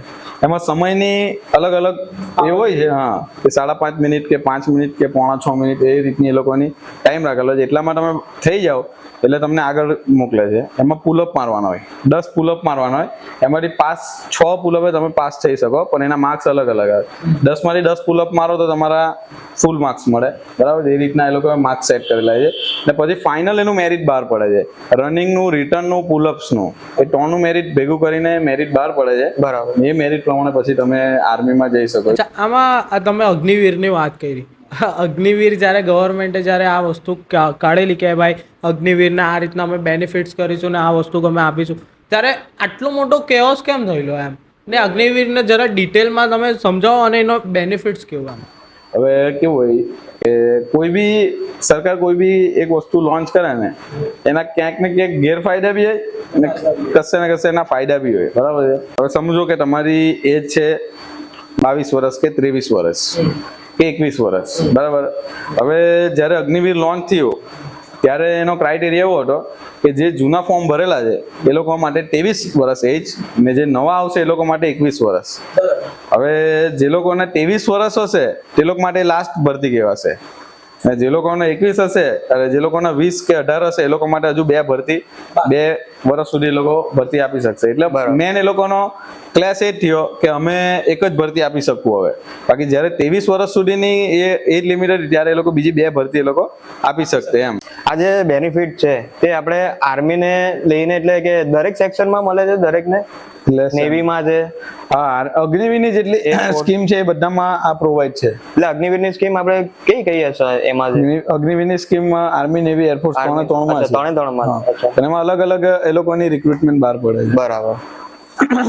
આમાં હાલની સરકાર જે છે આપણી એ ડી4જી સંસ્થાને આમ કઈ રીતની મદદ કરે છે? કોઈ મદદ કરે છે, અને કરે છે તો કઈ રીતની કરે છે? હવે એમાં કેવું હોય કે ગવર્મેન્ટ આપને કઈ રીતની મદદ કરી શકે અને આપણે કઈ રીતની મદદની ઈચ્છા ધરાવીએ છીએ, બરાબર, એના પર છે. હવે જેમ કે આપણે આટલો મોટો કાર્યક્રમ કરીએ છીએ 15મી ઓગસ્ટનો કે 26મી જાન્યુઆરીનો આપણે દર વર્ષે આ 2 કાર્યક્રમ કરીએ છીએ. બરાબર. તો હમણાંની જે કરંટ ગવર્મેન્ટ છે એમના જે આપણા એરિયાના કોર્પોરેટર છે રાજુ પટેલ, બરાબર. એમના તરફથી આપણે દર વર્ષે નિઃશુલ્ક ભાવે અચ્છા. સ્ટેજ અવેલેબલ થાય છે. અચ્છા. બરાબર. જે આપણે સ્ટેજ બનાવીએ છીએ એ સ્ટેજ દર વર્ષે એમના તરફથી અપાય છે. સરસ, સારું કહેવાય. અને બીજા બી આપણા ઘણા બધા આપણે એવા કામ કરીએ છીએ હા. જેમ કે આ મેં રક્ષા પેઢીનું તમને આગળ વાત કરી, હા. બરાબર છે. જેમ અલગ અલગ આપણે આવા સોશિયલ એક્ટિવિટીઝ કરીએ છીએ તેમાં પણ ગવર્મેન્ટની આપણે સહાય હંમેશા રહી છે. એ લોકો આપણે પરમિશન થી લઈને આપણે કોઈ મદદની જરૂર હોય તે લોકો આપણે પૂરી પાડે છે. એટલે આપણે મતલબ ઇન શોર્ટ આપણે મદદ મળી રહે છે. એ લોકોનો આપણે પ્રત્યે એક છે કે આ એનજીઓ એક કામ વર્ક કરે છે સોશિયલ વર્ક, તો આપણે એ લોકોને સહાય કરીએ અને એ લોકો આપણે 100% આપે છે કે ના આ લોકો આ રીતનું સારું કામ કરે છે એટલે એમને પ્રકારનું મળવું જ જોઈએ. બરાબર. એટલે વસ્તુ મળે છે. મળે. સોશિયલ અવેરનેસ ને લઈને તમે શું કહેવા માંગો છો કે આપણે દરેકને એ વસ્તુ બાબતે જો કે જાણ થવી જોઈએ અને તે લોકો જોડાવવું જોઈએ, જે લોકો જે જાણતા નથી એ લોકો કઈ રીતે જોડાઈ શકે તમારી સાથે? જોડાવવું હોય બી4જી સંસ્થામાં, હવે બી4જી સંસ્થામાં મેન જોડાવવું હોય તો એક આપણી વેબસાઇટ છે www.b4g.in. હવે એના થ્રુ જોડાઈ શકે. આપણું એક ઇન્સ્ટાગ્રામ પર પેજ છે બી4જી, એના થ્રુ જોડાઈ શકે. આપને રૂબરૂ મળવું હોય તો આપણી સ્ટાર ગાર્ડનમાં ઓફિસ છે, ત્યાં આવીને આપણે કોન્ટેક્ટ કરી શકે. બરાબર છે. હવે આપણે બી4જી માં જોડાવાના અલગ અલગ ક્રાઇટેરિયા રાખ્યા છે. અચ્છા. બરાબર છે. એમાં આપણી બી4જી ટીમ છે ને 3 વિંગ પર કામ કરે છે. અચ્છા. બરાબર છે. સૌથી પહેલા કેવું તો આપણી ટ્રેનિંગ, બરાબર છે, ટ્રેનિંગ વિંગ. ટ્રેનિંગ વિંગમાં કેવું છે કે 365 દિવસ બરાબર છે આપણી ટ્રેનિંગ ચાલતી હોય છે. એમાં આપણે ટ્રેનિંગ પ્રોવાઈડ કરતા હોય છે. બીજી એક આપણી ટીમ છે એ છે આપણે સાયબર સિક્યોરિટીની ટીમ, બરાબર છે. એટલે આપણી પાસે અમુક એવા પ્રોફેશનલ બી જોડાયા છે આપણી સાથે, બરાબર, જે અવેરનેસ નું કામ કરે છે. જેમ કે હમણાં સોશિયલ નો ડિજિટલ નો જમાનો છે, બરાબર છે, તો બહુ બધી વસ્તુ સોશિયલ મીડિયા ઉપર થઈ શકે છે. આપને બી ખ્યાલ જ હશે કે કોઈ વિડીયો વાયરલ થઈ જાય, કે આ બધા બહુ સ્કેમ થાય છે, કે કોઈ હેક થઈ જાય, હવે જેવા અલગ અલગ. તો આપણા પાસે એવા પ્રોફેશનલ લોકો છે જે આવા કેસીસ સોલ્વ કરે છે. કોઈનો મોબાઈલ માં કોઈ હેક કરી લીધો હોય કે ચોરાઈ ગયું હોય કે કોઈ એવું થઈ ગયું હોય, તો એક તમને નાનો કિસ્સો કહું. એકવાર એવું થયેલું હતું કે અમરોલીમાં એક છોકરો હતો, એટલે આપણી ટ્રેનિંગ એકેડેમીનો જ છોકરો હતો. ફૂલ વેચવાનું એનું કામ હતું, ઘરે ઘરે ફૂલ આપવા આવે ને એનું કામ હતું. તો એકવાર એવું થયું કે એ ભાઈ પાસે કઈ છે ને 1 તારીખ હતી, મને હજુ યાદ છે, ને 1 તારીખે એ ભાઈ પાસે છે ને પેમેન્ટ આવેલું હતું. દરેક જગ્યાએ જ્યાં ફૂલ નાખે ને ત્યાં એની પાસેથી પેમેન્ટ આવેલું હતું.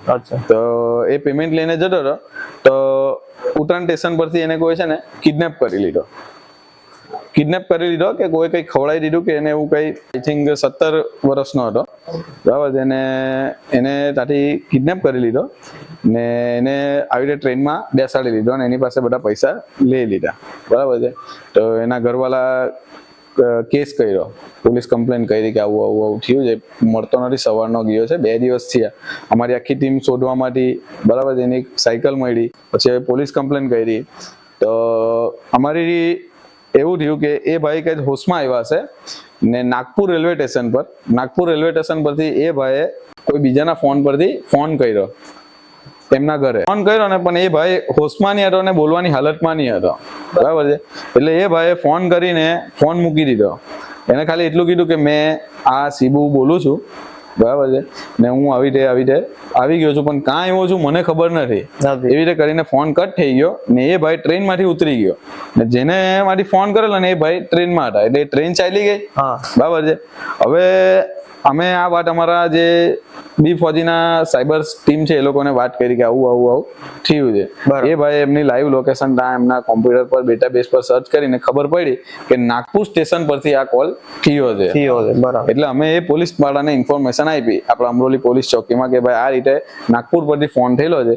એટલે એમણે તરત જ નાગપુર પોલીસ સ્ટેશન જે રેલવે આરપીએફ હોય છે ત્યાં આગળ એમને સંપર્ક કર્યો અને કીધું કે આવો છોકરો છે, યલો શર્ટ પહેરેલો છે, આ રીતે થઈ ગયેલું છે એમની સાથે. ત્યાંથી એને લીધો અને ત્યાં એને બેસાડ્યો બેસાડ્યો, ત્યાં જમાડ્યો, પછી એણે અહીંયા અમરોલી ફોન કર્યો ને આ રીતે એ પછી ત્યાંથી નાગપુર સ્ટેશનથી મળી ગયો આપણે. એટલે આપણી જે સાયબર ટીમ છે એટલે આવા બધા કામ બી કરે છે.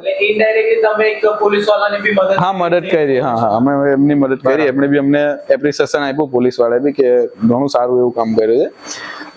એટલે કે આવી આપણી B4G ની સાયબર ટીમ થઈ ગઈ ને એક અમારી સોશિયલ ટીમ છે.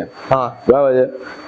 સોશિયલ ટીમમાં કેવું હોય તો કોઈ લોકોને કેવો ઇન્ટરેસ્ટ હોય કે આપણે ખાલી બ્લડ ડોનેશન કરશું, કોઈને કેવો ઇન્ટરેસ્ટ હોય કે આપણે ખાલી પ્લાન્ટેશનના વર્કમાં આવશું, કોઈને કેવો ઇન્ટરેસ્ટ હોય કે ભાઈ આપણે ભૂખ્યાને જમાડવાનું હશે ત્યારે આપણે આવશું. એટલે અમે અમારી વેબસાઇટ ઉપર એવો ક્રાઇટેરિયા રાખેલો છે કે ભાઈ તમને કયો ટાઈમ અને કઈ રીતની ઇવેન્ટમાં તમારે જોઈન થવું, પાર્ટિસિપેટ થવું, વોલેન્ટિયરિંગ થવું ગમે છે. બરાબર છે. તે લોકો એ રીતે પોતાનું ફોર્મ ફિલઅપ કરી શકે છે. બરાબર છે. એમાં અલગ અલગ અમે સોશિયલ કામો કરીએ છીએ. બરાબર છે. જેમ કે તમને થોડા સોશિયલ કામ બતાવું તો આપણા એકચ્યુઅલી મેં થોડું રિસર્ચ કરેલું ત્યારે એક તાપી રક્ષતી કરીને હતું, તાપી રક્ષતી, પછી તિરંગા રક્ષતી કરીને હતું ને એ રીતના બધા હતા ખરી. હા, તો તાપી રક્ષતી એટલે કે રક્ષતીનો મતલબ થાય રિવાઇવિંગ. રિવાઇવિંગ એટલે કે કોઈ બેભાન હાલતમાં કે પડેલું હોય તેનામાં ફરીથી આપણે જીવ પૂરવો. તાપી એટલે એક સૂર્યપુત્રી તાપી, આપણો સુરતની જીવાદોરી તાપી કહેવાય. બરાબર છે. તો તાપીમાં કેવું થાય કે આપણે સુરતીઓ છે ને ગણપતિનો ઉત્સવ બહુ જોશથી મનાવીએ. બરાબર ને મનાવીએ, એમાં કોઈ આપણે એ નથી, પણ હવે એમાં કેવું હોય 10 દિવસ આપણે ગણપતિ બેસાડીએ. બરાબર છે. 10 દિવસ ગણપતિ બેસાડીએ, 10 દિવસ બહુ ખર્ચો કરીએ, ફૂલ હાર ચડાવીએ, આ ચડાવીએ. 10મા દિવસે કેવું થાય, 10મા દિવસે એ જ ફૂલ હારનો બધો કચરો તાપીમાં જાય. બરાબર છે. હવે એમાં છે ને એન્વાયરમેન્ટ બી ખરાબ થાય ને આપણો વાર તહેવારની આપણી આસ્થા બી એક રીતે રૂંધાઈ જાય. બરાબર છે. તો અમે એવું વિચાર્યું કે આવું નહીં થવું જોઈએ, એટલે તાપીને એક રક્ષણ મળવું જોઈએ. તો અમે શું કરીએ છીએ, દર વર્ષે સુરતમાંથી લગભગ અમે છેલ્લા 4-5 વર્ષથી આ વર્ક કરીએ છીએ ને દર વર્ષે અમે 3500 થી 4000 ટન જેટલો ફૂલહાર 10 દિવસનો અમારી ટીમના બધા વોલેન્ટિયર્સ દરેક મંડળે જઈને ફરે છે અને ત્યાંથી ફૂલહાર કલેક્ટ કરે છે. સુરતમાં? હા, સુરતમાંથી ફૂલહાર કલેક્ટ કરે છે પોતાના પેટ્રોલના પૈસે, અમારા વોલેન્ટિયરો. બરાબર છે. ને એ અમે અમારી રીતે એનો નિકાલ કરી દેશું. બરાબર છે. એ રીતનો આપણો કોન્સેપ્ટ છે એને એટલે આપણે નામ આપ્યું છે તાપી રક્ષતી. અને તાપી રક્ષતીમાં આપણે બીજું બી એવું કામ કરીએ છીએ કે પ્રી મોન્સૂન ક્લિનિંગ. ઓકે. ચોમાસું આવવાનું હોય ત્યારે જ આપણે પાણીની હાઈટ વધી જાય એટલે બધો કચરો કેવો હોય છે, પાણી વળે એટલે કચરો પાછો એની સાથે ચાલ્યો જાય. ઓકે. ચોમાસા પહેલા દર સન્ડે એની સાફ સફાઈ કરી દઈએ. ઓકે. ચોમાસા પહેલા જે પ્લાસ્ટિક હોય ને, પ્લાસ્ટિકની સેલ્ફ લાઈફ કેટલી 5000 વર્ષ 500 વર્ષ એને કઈ થાય નહીં. પછી મચ્છીઓ ખાય એટલે મચ્છી મરી જાય. હવે એટલે આખો એક ઇકોસિસ્ટમ પર ઇફેક્ટ પડે એનાથી. એટલે અમે પ્રી મોન્સૂન ક્લિનિંગ વર્ક રાખીએ છીએ. તમે આપણા યુથને શું જણાવવા માંગો છો અને શું મેસેજ આપવા માંગો છો? જો આ મંચ પરથી યુથને મેં ખાલી એટલું કહેવા માંગુ છું કે સૌથી પહેલા તો પોતાનો મોબાઈલ સાઈડ પર મૂકી દે. બરાબર છે. ને જે બી એવું નથી જરૂરી કે એને આર્મીમાં જોઈન થવું છે કે એને ડિફેન્સ લાઈનમાં જવું છે. જે બી A to Z જે બી લાઈનમાં જવા માંગે, બરાબર છે, એમાં રેગ્યુલારિટી, બરાબર છે, રૂટીન અને બંને વસ્તુ રિપીટ. બરાબર છે. આ 3 વસ્તુ પર એને ધ્યાન આપવું પડે. અમારા ગુરુજી શું કે તમે ઘાસ કાપવાનું બી કામ લેવો ને તો ઘાસ કાપવાનું એટલું પરફેક્ટ કામ લેવાનું ને કે ભાઈ એના તમારાથી બેસ્ટ કામ એ કોઈ નહીં કરી શકે. બરાબર છે. એ જ રીતે રેગ્યુલારિટી બી એવી રાખવાની કે તમને આજે સક્સેસ નહીં મળે, બરાબર, સક્સેસ એક દિવસમાં નહીં મળે પણ એક દિવસ જરૂર મળે. તો જીલભાઈ, આ એક છેલ્લો સવાલ છે. આપણે આ સવાલ પછી આપણે પોડકાસ્ટનો એન્ડ કરીએ કારણ કે ટાઈમ બી બહુ વધી ગયો છે. વાતો તો બહુ કરવી છે પણ ટાઈમ લિમિટ નથી. હા, તો મારે ખાલી લાસ્ટમાં એ પૂછવું છે કે જે આર્મીના જે જવાનો હોય છે, જે સોલ્જર્સ હોય છે, તે લોકોનું જીવન કેવી રીતે વ્યતીત થાય છે ને એ લોકોને કેટલા ઉતાર ચઢાવ આવે છે લાઈફમાં? હવે હું તમને કહું ને તો જિંદગીની સૌથી કઠિન લાઈફ હોય ને તો મારા હિસાબે, મેં લોકોની વાત નથી કરતો, મારા હિસાબે સૌથી ટફેસ્ટ લાઈફ આર્મીની હોય છે. બરાબર છે. અને એના કરતાં બી ટફેસ્ટ લાઈફ છે ને એના ફેમિલીની હોય છે. બરાબર છે. જેટલું સ્ટ્રગલ એ ફીલ્ડ પર કરતા હોય છે ને એટલું સ્ટ્રગલ એના ફેમિલી મેમ્બર પણ કરતા હોય છે. એટલે એક આર્મીની લાઈફ કેવી હોય છે ખબર, કે બસ પોતાનો દેશ, બરાબર છે, ડ્યુટી પર હશે ને તો એને ખાલી એનો દેશ જ હશે.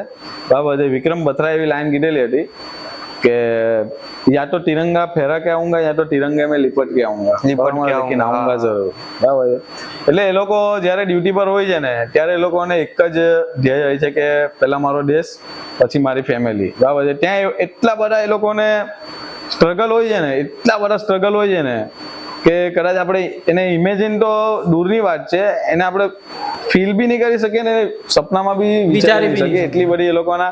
અમે આટલા બધા સર સાથે મળીએ તો એમની જ્યારે આવી તમે ફ્રી બેસેલા ને ત્યારે એમની સ્ટોરી એવું અમે સાંભળીએ તો એ લોકોની જે એક સ્ટોરી એ લોકો અમને બતાવે ને તો એમ આપણે રૂવાટા એ થઈ જાય કે આટલું બધું સ્ટ્રગલ આપણા માટે એ લોકો કરે છે, આટલું બધું સ્ટ્રગલ કે હવે સમજો જ્યારે એ લોકો પેટ્રોલિંગ માટે નીકળે, બીએસએફના અમારા યતીન સર એકવાર આવી રીતે વાત કરેલી એમને કે જ્યારે એ લોકો પેટ્રોલિંગ માટે નીકળે ને એ લોકો ત્યારે જવાનું એ લોકોનો ટાઈમ ફિક્સ હોય, જવાનો ટાઈમ એ લોકોનો ફિક્સ હોય કે 6 વાગે તમે નહીં નીકળ્યા ને એટલે તમારી ડ્યુટી માટે તમે આઉટ, પણ તમારો આવવાનો ટાઈમ ફિક્સ નહીં હોય.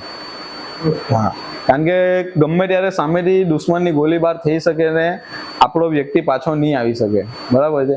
એટલે બહુ કઠિન સવાલ છે, બરાબર છે. મેં એક 2 લાઈન લખેલી હતી, બરાબર છે, કે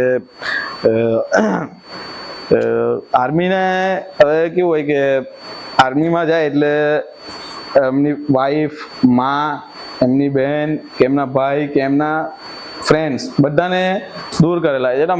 અમે આવી રીતે બેસેલા હતા, મને થોડો આવી રીતે લખવાનો શોખ છે. તમને પોએટ્રી લખવાનો શોખ? હા, તો થોડો એટલે બહુ પ્રોફેશનલ નથી પણ લખી લેવું છું. તો ત્યારે અમે બેઠા મેં એક આવી રીતે સ્ટોરી વિચારેલી કે એક ફ્રેન્ડ હોય છે, 2 ફ્રેન્ડ હોય છે, તો એ લોકો આવી રીતે આર્મીમાં એક જોઈન થઈ જાય છે, એક નથી રહેતો, એક કોર્પોરેટમાં નોકરી કરે છે, એક આર્મીમાં નોકરી છે, તો બંનેનો કન્વર્ઝન થાય છે ફોન પર કે એટલે આ મારી બનાવેલી એક વાત છે, મેં લખેલી છે. એટલે હું તમને એવું ચાહું છું કે આ પ્રોડકાસ્ટમાં થાય. મેં હજુ સુધી કોઈ સ્ટેજ પર બી આ નથી બોલ્યો, બરાબર છે, અહીંયા જ આ વાત કહું છું. તો એમાં એવું થાય કે 2 ફ્રેન્ડ હોય છે, એક કોર્પોરેટમાં જોબ કરે છે, બંને સ્કૂલ ટાઈમની સાથે હોય, એક આર્મીમાં જોઈન થઈ જાય છે ને એક કોર્પોરેટમાં નોકરી કરે છે. તો બંનેની ફોન પર કન્વર્સેશન થાય છે, પૂછે છે કે આ જોબમાં તને શું મળ્યું, કે તું કેમ ત્યાં ચાલ્યો, કે એમ ગરબા ને બધું છોડીને વાર તહેવાર જે છે બધું આપણું અહીંયા છે, હવે ત્યાં તને શું મળે છે. તો સામેથી ફોન પર એનો જવાબ આવે છે કે અજીબ સી જિંદગી હમને થી ચુની. એક અજીબ જિંદગી અમે સિલેક્ટ કરી હતી કે ચૂઝ કરી હતી. અજીબ સી જિંદગી હમને થી ચુની, મુશ્किलें भी कहीं आई, મુશ્किलें भी कहीं आई. એટલે એ લોકોના જીવનમાં એક પલમાં મુશ્કેલી હોય, બરાબર છે, એક પલમાં મુશ્કેલી હોય, બરાબર છે. अजीब सी जिंदगी हमने थी चुनी, मुश्किलें भी कहीं आई, अपनों से दूर रहने की दूरी भी कहीं आई. એટલે હંમેશા માટે લોકો અપનોથી તો દૂર જ હોય, બરાબર છે. એટલે अजीब सी जिंदगी हमने थी चुनी, मुश्किलें भी कहीं आई, अपनों से दूर रहने की दूरी भी कहीं आई, रातें भी यूं जग जग के गुजारी. એ લોકો આખી રાત આવી રીતે જ્યારે પેટ્રોલિંગ કરે ત્યારે જાગી જાગીને જ ગુજારે છે, બરાબર. એટલે રાતે બી यूं जग जग के गुजारी, पर मौत भी ये हसीन आई, तिरंगे को कफन में साथ लाई. ક્યાં બરાબર છે. એટલે મોત બી અમારી એવી આવે કે જે કોઈની મોત નહીં આવે. અમે જ્યારે મોતને જ્યારે અમે સર્વોચ્ચ બલિદાન આપી દેવું ત્યારે અમારી જે લાશ આવે છે એ બી અમારા તિરંગા કફન હાથે આવે. એટલે અમને કોઈ વાતનું સુકૂન નથી, પણ અમને એક ખાલી દિલને એક ખુશી એ છે કે અમારી લાશ જ્યારે આવે ને ત્યારે તિરંગામાં લપટાઈને આવે, બરાબર. એટલે આ એક એ લોકોનું ફોન પર કન્વર્ઝન થાય છે, બરાબર છે. પછી એ જ રીતે કે હવે સૌથી વધારે મેં તમને કીધું એમ કે જે તકલીફ હોય છે ને, જે તકલીફ આર્મી વાળાને જેટલી હોય છે એ પર્સનને એટલી તકલીફ એની માને હોય છે. પણ માનું કલેજું એટલું સ્ટ્રોંગ હોય છે ને કે એક જગ્યાએ મેં સાંભળ્યું હતું કે સૌથી વધારે છોકરાનો સંબંધ હોય ને કે છોકરીનો કોઈ બી સંબંધ હોય ને તો માં સાથે 9 મહિના વધારે જશે, તમે હિસાબ મારી લેજો, બરાબર છે. તો માનું હૃદય એટલું સ્ટ્રોંગ હોય છે ને કે માં એવું કહે કે જ્યારે મારો છોકરો 1 સેન્ટીમીટર હાઈટ ઓછી પડે ને, 1 સેન્ટીમીટરનો બી 1 ભાગ એટલી બી હાઈટ ઓછી પડે ને તો આર્મીમાં નહીં લે. આર્મીનો હાઈટનો રૂલ બહુ સ્ટ્રિક્ટ છે. 1 વાળ જેટલી બી હાઈટ ઓછી હોય ને તો નહીં લે, પણ જ્યારે બોમ્બ બ્લાસ્ટ થાય ને મારો છોકરો ટુકડામાં આવે ને તો હું એને કઈ રીતે લેવું, બરાબર છે. આ એની માં કહે છે. તો હવે એક આર્મી પર્સનની માં એવું કહે છે કે હે માં, એટલે માને હું એ કરું છું, હે માં ક્યા દિલ હે તूने पाया, हे माँ क्या दिल है तूने पाया दो नन्हे थे तेरे लाडले हे माँ दिल कैसा तूने पाया કે દિલ તું તારું કેટલું મજબૂત છે કે તારા બે નાના છોકરા હતા हे माँ क्या दिल है तूने पाया दो नन्हे थे तेरे लाडले दोनों को तूने जंग में उतारा मतलब એના બે છોકરા હતા બંનેને એને જંગમાં મતલબ આર્મીમાં એને મોકલેલા બરાબર છે આપણી ટીમમાં બી એવા બે મેમ્બર છે જેના પપ્પાના છતાંય બંને સગાભાઈ આર્મીમાં છે બરાબર એટલે એક આ છે કે હે माँ क्या दिल है तूने पाया दो नन्हे थे तेरे लाडले दोनों को तूने जंग में उतारा बराबर और क्या खूब कहा तूने जब दोनों की शहादत घर आई मतलब તું હું વાક્ય કીધું તો હું તમને કહું કે જ્યારે બંનેને યુદ્ધમાં ઉતાર્યા એટલું બધું એનું દિલ સ્ટ્રોંગ હતું કે બંનેને એને આર્મીમાં મુકાયેલા અને જ્યારે બંને એક સાથે શહીદ થયા બરાબર છે और क्या खूब कहा तूने जब दोनों की शहादत घर आई કે बदनसीब हूं मैं કે बदनसीब हूं मैं કે मेरी कोख से मैं तीसरा बेटा ना जन्म पाई એટલે કદાચ ત્રીજો છોકરો બી અરે તો એને બી મેં આર્મીમાં મોકલ્યો એટલે માનું હૃદય બહુ સ્ટ્રોંગ હોય છે બરાબર છે આ આપણે લખેલી મને લિટરલી ગૂઝબમ્સ આવ્યા છે આપણે લખેલી બે મારી કવિતા તમારી પોતાની શાયરી છે પોતાની હતી બરાબર છે ને મેં હજુ સુધી કશે કરી નથી આ તમારા બ્રોડકાસ્ટ માટે જ મેં રવા દીધેલી થેન્ક યુ તમે અમારા માટે આટલું કર્યું ને અમારું સૌભાગ્ય છે કે તમે અમારા પોડકાસ્ટમાં આવ્યા એમ તો વાતો તો ઘણી કરવી છે પણ સમયની પાબંદી છે આપણા પર તો થેન્ક યુ સો મચ તમે અમારા પોડકાસ્ટ પર આવ્યા અરે મને બહુ સારું લાગ્યું અહીંયા આવીને મને એવું લાગ્યું કે મારા ફેમિલી મેમ્બર સાથે જ બેસીને બધી વાતો શેર કરી છે બરાબર મને બી ઘણું સારું લાગ્યું અહીંયા પોડકાસ્ટમાં આવીને અને એવું ચાહું છું કે જ્યારે તમારા આજે તો કદાચ સબસ્ક્રાઇબની શરૂઆત થશે પણ જ્યારે 1 લાખ સબસ્ક્રાઇબ થશે ત્યારે મેં એવું ઈચ્છું છું કે તમે મને પહેલા અહીંયા બોલાવો પાછી ઘણી વાતો કરીશું ઘણી કરવાના કહેશી બરાબર છે હા બાકી છે ઘણું બધું જાણવાનું ને પૂછવાનું બાકી છે જે આપણે બીજી વાર બોલાવશું અને ત્યારે કહેશું આપણે આભાર તમારો આભાર નમસ્કાર જય હિન્દ સમય કાઢી જય મા ભારતી જય હિન્દ જય ગરવી ગુજરાત તો મિત્રો આ તો આપણો આજનો એપિસોડ મારું નામ છે પિયુષ આ એપિસોડ જોઈને તમને કેવું લાગ્યું શું જાણવા મળ્યું અને શું જાણવું છે આગળના નવા વિડીયોમાં તમે કમેન્ટ કરીને જરૂર જણાવજો જેથી આપણે નવા એપિસોડ લાવતા રહીશું નવા લોકોને બોલાવતા રહીશું જેથી તમને નવા પ્રકારની જાણકારી મળતી રહે તો વિડીયોને લાઈક કરજો શેર કરજો અને સબસ્ક્રાઈબ કરવાનું ભૂલતા નહીં